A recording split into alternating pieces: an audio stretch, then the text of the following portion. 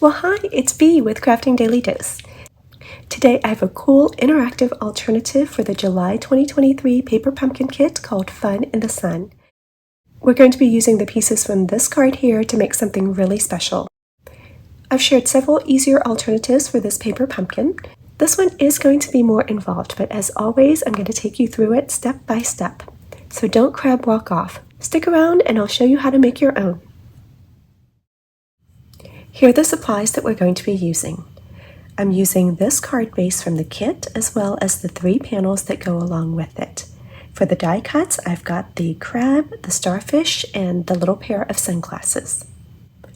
I have an additional little strip of paper here. It is just 1/4 of an inch across, and it needs to be at least 1.5 inches in height. Although you can see that mine is much longer, and I recommend that you do this too. It's easier to work with this piece if you start out with more than you need and then just trim it down. Now you can use cardstock for that, or printer paper, or just take some scraps from the leftover negative spaces after you've removed your die cuts. Here are the cardstock pieces that I added. This one is a piece of pool party cardstock for the card base, and it is 5.5 inches by 8.5 inches, scored down the middle at 4 1/4 inches. And then I have a piece of basic white cardstock for the inside message panel. It is 5 1/4 inches by 4 inches. I will be stamping some images for the inside message panel using the Daffodil Delight ink from the kit. And I'm adding in early espresso ink for my sentiment. On this piece, I'm going to want to cut a little notch. This is going to make it easier to grab onto the slider. I'm going to use the 1 3/4 inch circle punch because I like having that rounded edge. It looks a little bit more finished to me, but you can use any other round or oval punch or die that you might have in your stash. But if you don't have anything like that, don't worry, because you can also just trim off a little bit from that end, and we'll talk more about that soon. To make my mechanism work, I'm using the round and square brads. I'm going to use these 2 white ones, but they're going to be hidden, so you can use the black ones as well. To create the hole for those brads, I'm going to use my Take Your Pick tool, and you've seen me use this a lot anyway, but in particular, I'm going to be using this pointy end. If you don't have that, grab a thumbtack or something else that's pointy. In addition to glue, I'm going to be using some foam adhesive. So I've got the little hexagon-shaped dimensional foam stickers, as well as these foam adhesive strips, which are 1/8 of an inch. Now you can get these separately, but if you are a regular Paper Pumpkin subscriber, you probably have some left over from past kits. We've got our supplies and we're ready to start with the stamping. I have my silicone craft sheet underneath for a little bit of cushion. I'm using the Daffodil Delight ink to stamp some images here onto the message panel. I'm rotating the starfish a little bit each time so that there's some variety.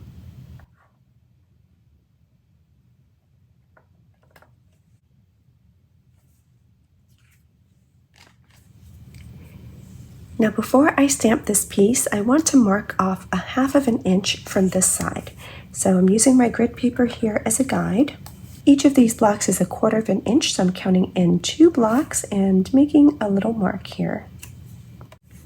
I'm bringing in my punch and I'm going to insert my piece into my punch so that I make sure that I'm removing that mark. So that tells me that in that area I've got 1/2 of an inch.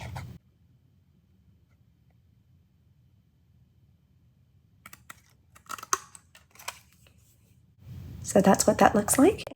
And again, if you don't have a punch or die, go ahead and use your trimmer or your snips to cut that off. Now I'll stamp my sentiment directly onto this piece using early espresso ink.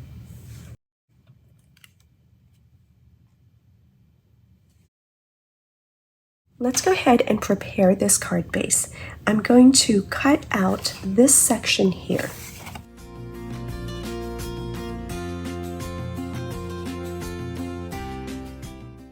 And then from up here, I'm going to fussy cut along the edge of the clouds, leaving a little bit of a border.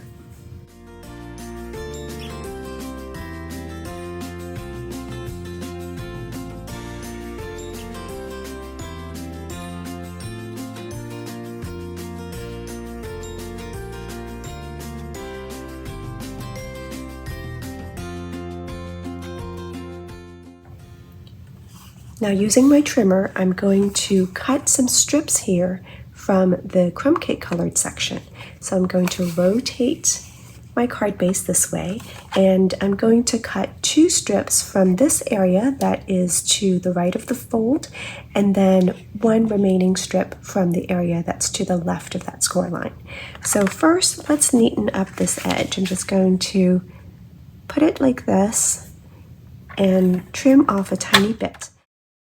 When you're trimming a very narrow piece, it's best to start from somewhere in the middle. So I'm using this darker blade, which is my cutting blade.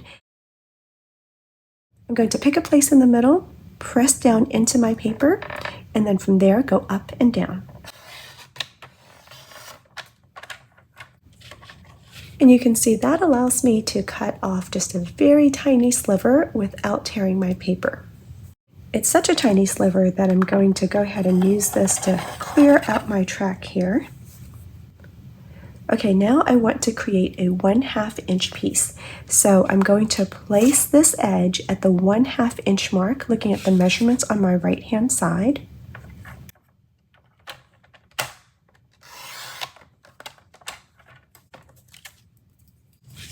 And then 1 more.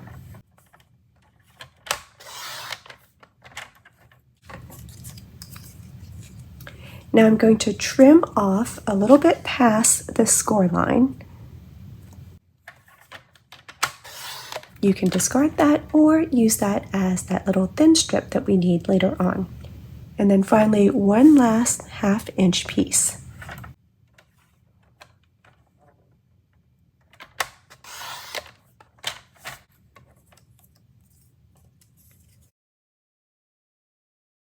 So now we have 3 of these. 2 of them are going to be used horizontally like this.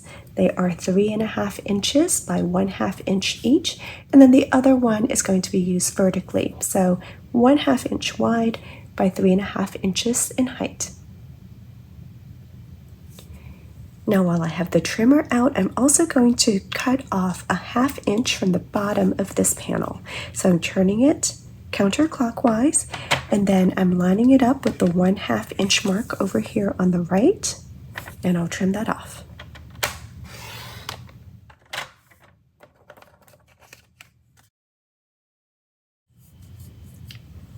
Let's begin with these strips. Now there are 3 of them, and we are going to glue 2 of them together so that we are creating a stronger pull tab. I'm going to put my glue on the white side and then put the 2 white sides together so that you'll be able to see the crumb cake color from both the front and from the back.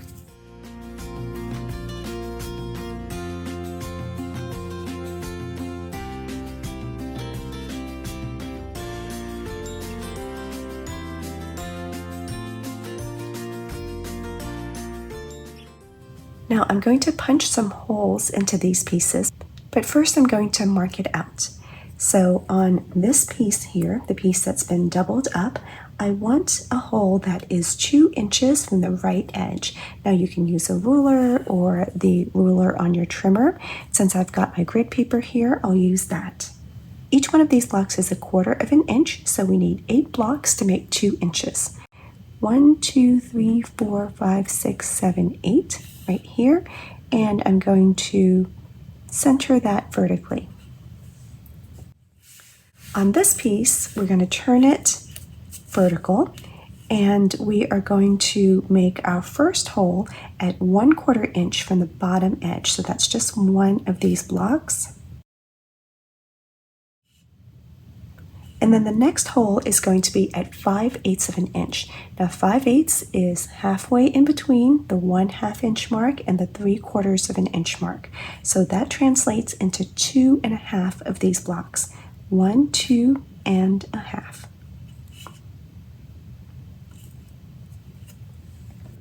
I've got a little piece of styrofoam here that I use. I'm going to lay this on top and use my take your pick tool to punch right down. Same thing with this piece.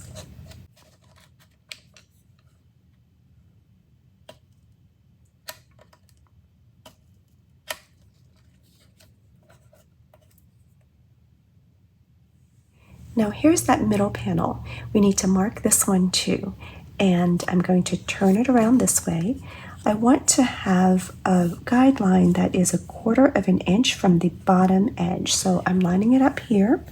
Then I've got a little scrap. I'm going to lay that at 1/4 inch, so that's one of these blocks. And I'm going to lightly mark a little guideline.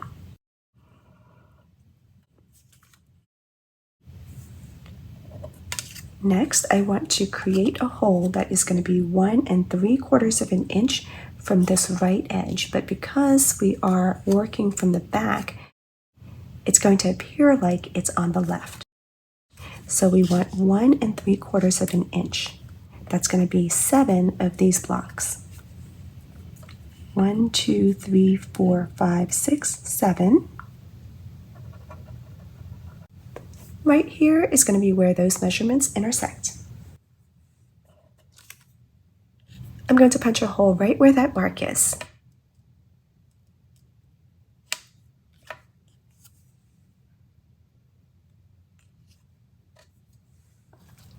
Next, I'm bringing back my slider. Now this is the double piece that just has a single hole in it.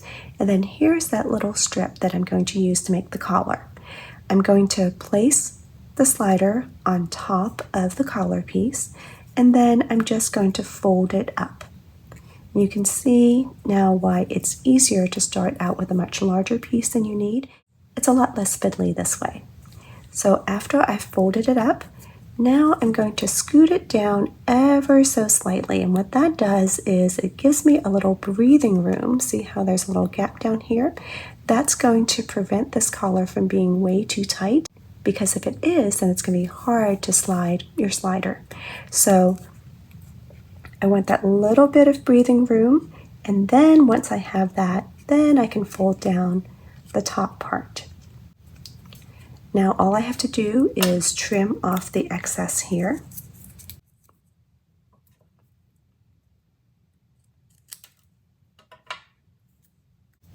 And then I'm going to put glue.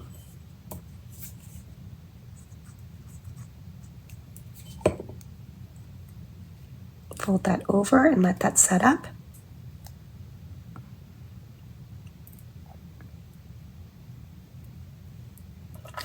Then I'm going to slide this back in just to test it, to make sure that it can move freely and that it's not too tight. So that looks like it's working well. Now we don't need this just yet. It's just easier to create the collar at this point before we put everything together. I'm going to put that aside for now. Okay, now here comes the really exciting part where we put our mechanism together. I want to take my slider, and I want to make sure that this is the side that's got the 2-inch gap, and you can hold that up and measure that if you're not sure. I'm going to take my brad and put it through from the top, just like that. Now here is our other piece, the one that is a single layer, and it's got these 2 holes. I'm now going to put the brad through the bottom hole, just like that. Go ahead and open up the prongs here and fold them open, but not too tight, because again, you want to have some movement. Next, I'm going to pivot this little arm around, and as I do that, you can see that some of that is going to show through on the bottom. Can you see that? I'm going to go ahead and let that corner show through. Then I'll come in with my snips and cut it off, just the part that's showing. And then let's swing it over to the other side. I can see what's showing there. I'll cut that off as well. So I'm going to test and see. And now we've trimmed off the excess.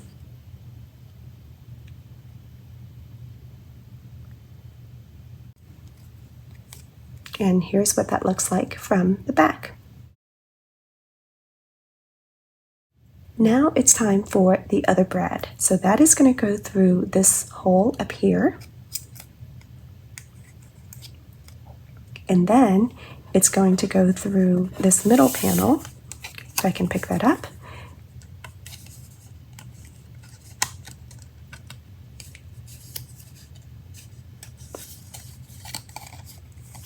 And from the back, I'm going to loosely open up those prongs.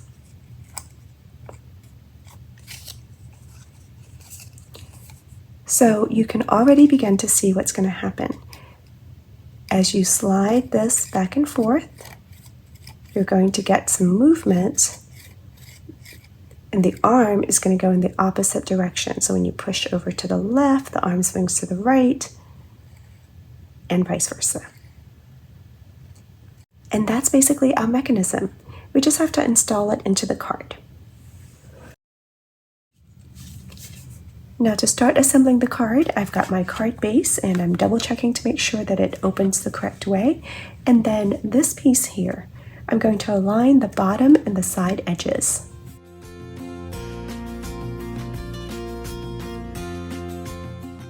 I used my fingertips to help nudge those edges in place.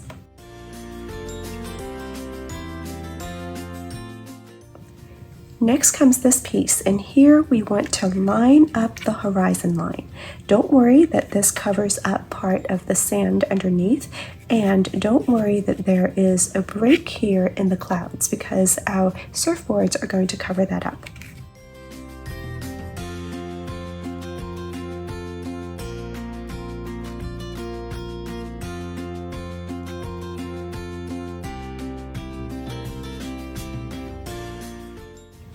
Next comes the mechanism. So I'm going to flip this over and I am going to put some foam along the edges here on the sides and along the top. I'm only using this middle panel piece, not the slider itself. You don't want adhesive here because then your mechanism won't be able to move. And conveniently, there are different colors from here in the back, so I'm only putting adhesive on those white areas. The foam adhesive strips and the dimensionals are the same thickness, so they can be used interchangeably.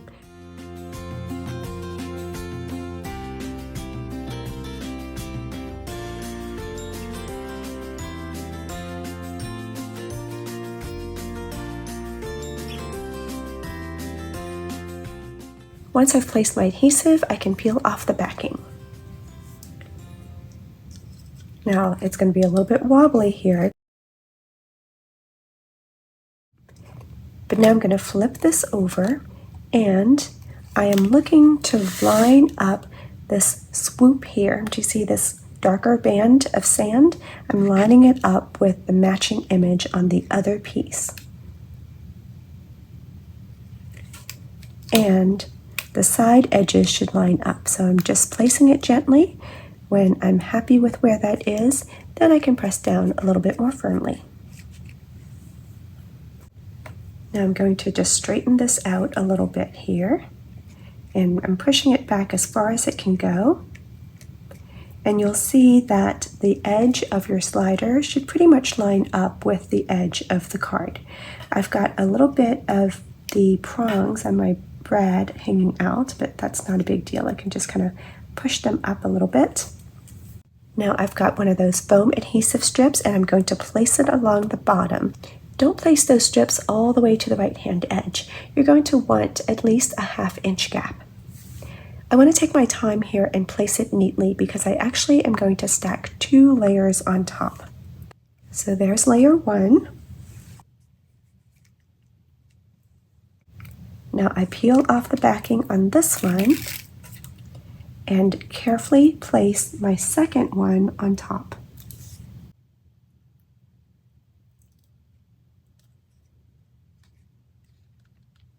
Now I've got space for some dimensionals here, and again, they're going to be stacked as 2 layers as well. Be patient here and stack them as neatly as you can so that you don't have stray adhesive to gum things up.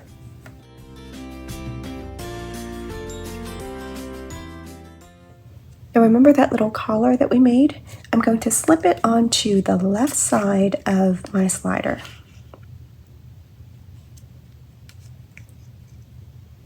and I'm going to place it maybe about 1/2 of an inch in. The exact placement doesn't matter too much here. It's just going to help the slider be able to slide straight. And I'm going to test my mechanism and just make sure that this collar doesn't get in the way of any of the movement.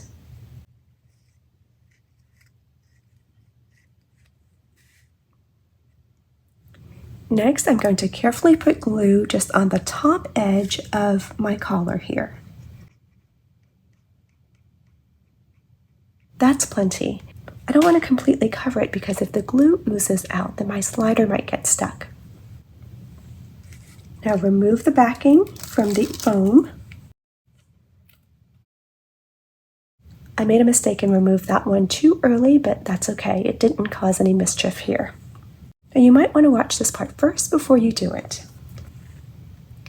So now this front panel has to go on top of everything. So starting with the left-hand side, I'm going to line up this corner with the corner of my card. And right now I'm not pressing down very hard. I'm just placing it kind of gently. And slowly I'm going to make my way towards the right. When I get here, where my slider is, I'm going to make sure that my slider is straight before I press this piece on top of it.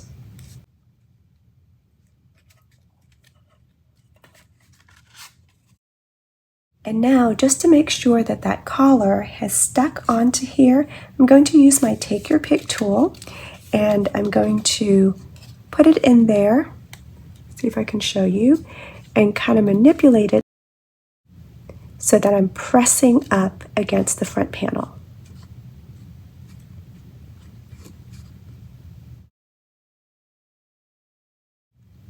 I'll hold that and let it set up. Let me show that to you again. Just pressing those pieces together. Now let's test the slider again.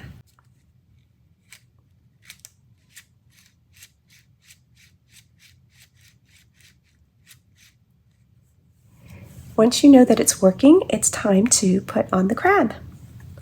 And I'm going to place him right about here at a little bit of an angle. And what I'm going to do is to put a dab of glue right here in the middle of his body. And I'm actually going to just let this air dry until the glue is translucent and no longer white. When you let that multi-purpose glue dry without adhering it to another surface first, it can act as a temporary adhesive that you can remove. We'll speed that up so that you don't actually have to watch glue dry. It's very humid here, so it may take several minutes. Okay, so now that adhesive is translucent rather than white, and I can stick him on the arm of my mechanism here, and just as easily peel it off without damaging the paper underneath. So this is a really convenient way to test things out. So now I can try out different positions and see how high or low I want the crab to be.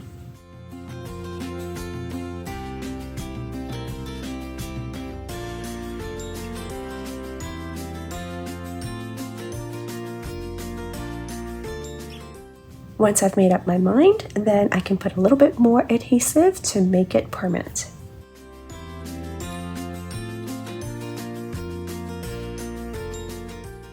Then I'll just need to trim off the excess. Next, I'll add just a dab of glue to the claw here so that my crab can hold on to his sunglasses.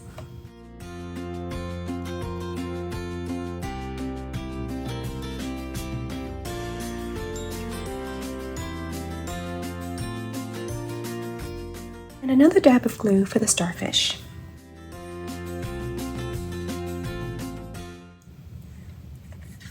Now one last thing here on the front. I want to make sure that my surfboard stays in position so that I can hide that funny little gap here. So I'll gently hold them back while I layer on 2 dimensionals in that area. one last check to make sure that everything's working okay, and then I'll put the message panel on the inside.